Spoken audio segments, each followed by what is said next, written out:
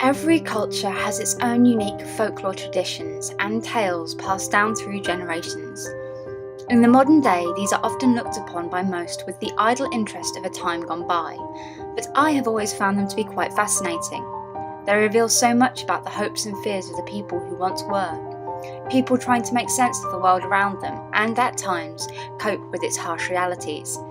It was this passion of mine that would eventually lead me to major in folklore at Memorial University.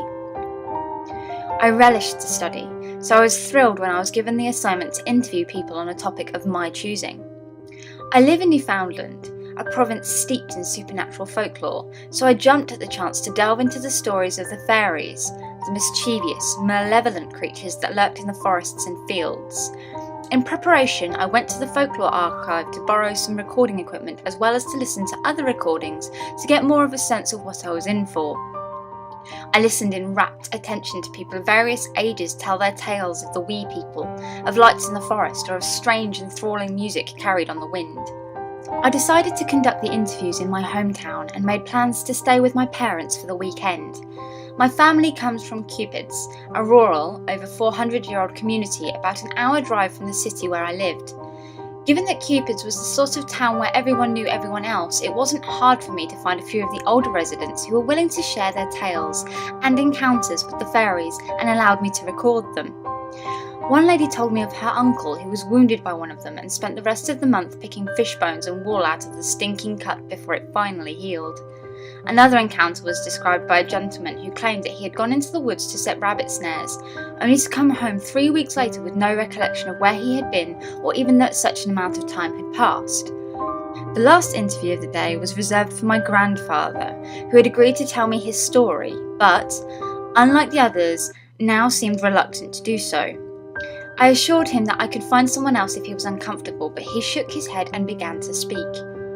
He told me that his mother would always warn him about travelling on a particular trail, that in order to safely pass through he must wear his coat inside out and carry some breadcrumbs, or else he would be taken.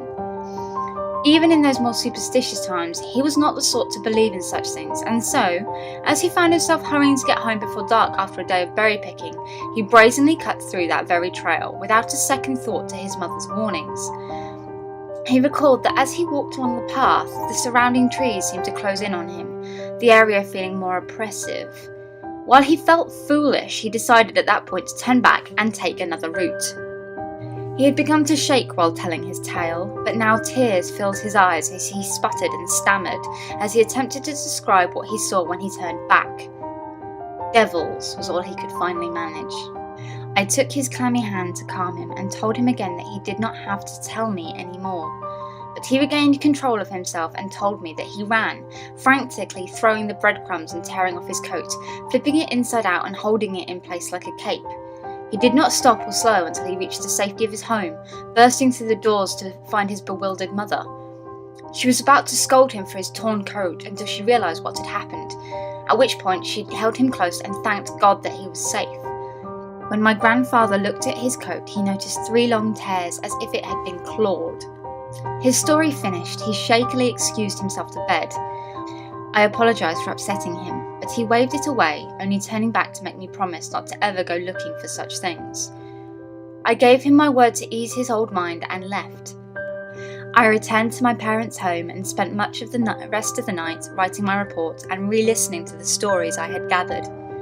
Hearing my grandfather get upset again made me feel terrible, but his story also sparked a sense of curiosity within me. I remembered seeing what I believed was the very same trail when I was a child and helping my family pick blueberries, though I probably ate as many as I picked. We would never take that trail, instead taking one of the longer routes back home. I had assumed that they were afraid of robbers and roughnecks that might be roaming into less maintained and less populated paths, but now I wonder if it was simply to appease my grandfather's fears. The next morning I attempted to slip out, explaining, when my mother caught me at the door, that I wanted to go for a stroll through my hometown before I had to go back to the city. Once out, I followed my memories back to the blueberry patch and, sure enough, there it was, the path I had remembered seeing years ago. It was even more overgrown, but I could still manoeuvre my way through it. I remembered my promise to my grandfather, but curiosity overcame it. In fact, a rush of excitement went through me as I walked the same path I was sure he had so long ago. It's difficult to explain, but this sense of stepping into the folklore was thrilling and suppressed all worry and perhaps my common sense as I proceeded. Strangely, as I walked onwards, the overgrowth seemed to recede as if someone had maintained the path only so far and then stopped. After passing through a ring of trees that had managed to grow in, I found myself walking on a trail that was as neatly groomed as any other part of the community. My initial confusion at the change in the path was turning into disappointment as I wondered if this was the right place after all. Perhaps some childlike part of me had hoped to see something otherworldly. This feeling was soon replaced again, now, by a wary sense of being watched. I nervously increased my pace, not for fear of fairies, but of malicious people. The path remained well groomed, but the dense trees at either side made me feel as if they would swallow me. I began to sweat as I continued onwards, before a sound made me stop in my tracks.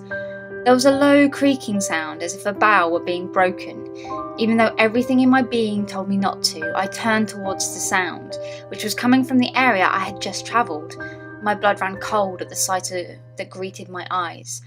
Standing there was a tall creature that looked to be made of tree bark that creaked and groaned with every movement. Its body was thin and crooked like a spruce that had been battered and misshapen by the elements with uneven, broken, branch-like arms. Its legs were equally misshapen, leading into a mess of roots for feet. Its face was the most frightening of all, split open into a grin of splinters, over which 2 bored holes sat in a mockery of eyes. I stood transfixed as a clacking noise heralded the approach of its companion, a creature on all fours whose twisted, knotted body seemed to be made of jointed thin antlers and sinew, except for the face, which was a moose-like skull complete with wider antlers and with eyes that looked like pearls and shone with terrible beauty. A third being appeared, forming out of the ground in front of me.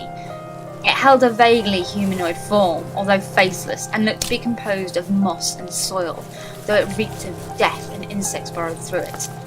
I felt the worst sense of malice as I stared at these things. They, the fairies, ruled here, and I was trespassing. And as their thoughts entered my mind, all my fears projected that King of Rock wanted to suffocate me in his stinking embrace, that the King of the Trees wanted to pull me apart until my limbs were as broken tree branches, and the King of Bone wanted to gore me with each of its twisted antler limbs. I was snapped out of my horrid trance as a malformed insect with an arm began reaching for me. I ran from them. I could hear the creaking and clacking and shuffling of their pursuit as I did. The path now seemed impossibly long as I sprinted, cursing my arrogance and my curiosity with every step. I cursed myself further as I felt something tear at my hip, nearly throwing me off. My mind spiraled into deeper panic as I felt warm liquid and a crawling sensation coming from the wound, but I forced myself onwards. Like the lash of a whip, I was struck in the back, sending me tumbling forwards. I scrambled forwards on all fours like a frightened animal until I could right myself and run again. They could have easily caught me and killed me there, but they did not. They were playing with me, I realised. I was their game and they wanted to savour my torment. And gasping for breath from the strike, the fall and the pain I was becoming increasingly aware of, I thought of my grandfather's description. Devils. At that moment I could think of no better term to describe them.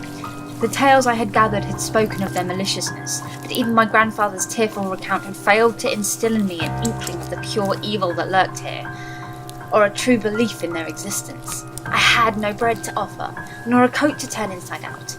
It was early October and the day was so warm I thought one would only be my hindrance. I was shaken from my thoughts by the sign of my salvation. The path up ahead was once again becoming overgrown. I hoped that I was reaching the boundary of their domain and my trespass would soon be at an end. This hope was shattered as a stabbing pain pierced my side. The King of Bone would not let me go without his mark. Again I was pitched forward, landing in the overgrowth. The nettles and roots and grass added an agony all their own to my wounded body. By some miracle I stood up and limped slowly away, unable though I was to get a good breath of air. I stumbled through the last of the overgrowth, a step away from my freedom when I heard a creak and a snap like a broken tree branch. I looked behind me and realised that the King of Trees had my arm and was holding it at an impossible angle.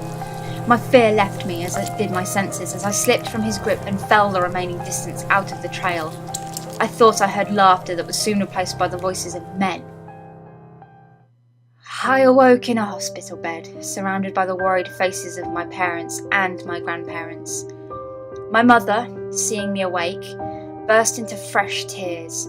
She told me that I was in the Carbonear General Hospital and that I had been attacked by a moose. I was seen falling out of the woods by some locals and rushed to the nearest hospital. She broke off at the thought of what might have happened if they had not seen me, and was led out of the room by my father, who himself was holding back tears, but still suggested that they step out and let me rest. My grandfather suggested that my grandmother should do the same, and, after a quizzical look, she too left, leaving us alone. I attempted to shift in my bed to look at my grandfather, but was held in place by sudden awareness of terrible pain. I glanced down at the cast on my arm and then back to my grandfather, who moved to my side so that he could speak quietly to me. "They can't seem to keep the wound clean," he said after a moment of silence. "They keep finding bone fragments and splinters of dirt." He broke off, then continued mournfully. "You went looking for the fairies, didn't you? Without even an offering to protect yourself." His face was pale as he squeezed my good hand. "I should have never told you my story. I'm sorry I did. I'm sorry I couldn't make you believe in an old man." Before I could say a word, he left me to my guilt-ridden rest. They kept me in hospital until the wounds on my side and my hip healed completely, out of fear of infection due to the never-ending supply of items that needed to be pulled from them, as well as the putrid stench. I remember waking from a restless sleep one night only to find a centipede working its way out of my hip. I screamed until the nurse came, who pulled the thrashing insect from me, and, after inspecting the wound for me, they cleaned it again and left with looks of fear and disgust barely hidden under their bedside manner. By the time the wounds had healed, so had my bones. They cut open my cast only to find bark and spruce needles caked in around my arm. Baffling though it was, my arm was healed and they could no longer find signs of infection, so I was sent home. In the years that have passed since this incident, I completed my bachelor's degree and am currently working on my master's while writing a book about the fairy lore of the province, including my own incident. That day did not quash my love of folklore, but has given me a deeper respect for the old tales. I am also driven by another need. Wherever I pass by a wooded area, of which there are many, even in the city, I hear them. I hear their spiteful laughter and the dreadful creaking and clacking and turning of earth. They want their offering. After so many years, they want payment for my life that goes beyond a handful of breadcrumbs or a coat worn in the wrong side out. I am supplying this payment by telling my story, their story, and honouring them here and in my book. I can only hope that it will appease them, as the sites of my wounds continue to itch and I often find clumps of spruce needles, moss and bone waiting at my door.